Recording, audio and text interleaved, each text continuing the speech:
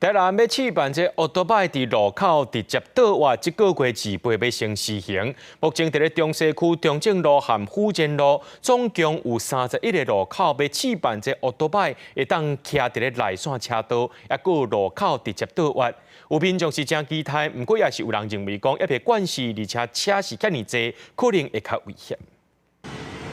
台南市中西区中正路到福建路临近孔庙顶景点，车流量未少。奥多摆技术是按照规定两段式的倒滑，不过28号开始，路口将要试办奥多摆直接会当倒滑，路线嘛已经排定，总共有31个路口。要改变长久以来的用路习惯，有人真期待，但是有的奥多摆技术说嘛烦恼，搁较危险。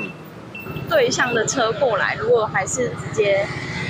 转的话，还蛮容易被撞的。车子很多就觉得很危险啊，我还是。 觉得带转比较安全，你在那边带转过不去，你也是要停在中间呐。我感觉先伫遐规划了真好，因为咱拄要转换，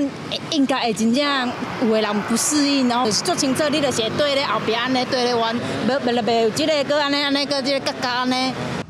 其实市府要推动奥多摆路口会当直接倒弯，主要就是因应单线两车道的路段。如果若是限缩了奥多摆，只会使徛外行车道，是真容易甲公车甲路边停车的车辆互相卡着，压缩了奥多摆技术的用路空间。为了开放奥多摆会当行内车道，就一定要开放奥多摆伫路口会当直接倒弯。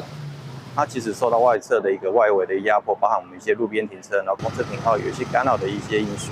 那因为台南是一些巷弄哈，就是说也会比较狭小，所以说我们是有在检视这样的一个计划，让我们的一个内侧车道能够让我们的一个机车行驶进来。试办期间开放奥多摆会当行内车道，以及路口直接倒弯，但是嘛保留民众习惯的两段式的倒弯带转区，要让民众一步一步来适应。这为期6个月的测试，市府除了强调会加强宣导，嘛会滚动式的检讨试办的成效。记者郑云台报道。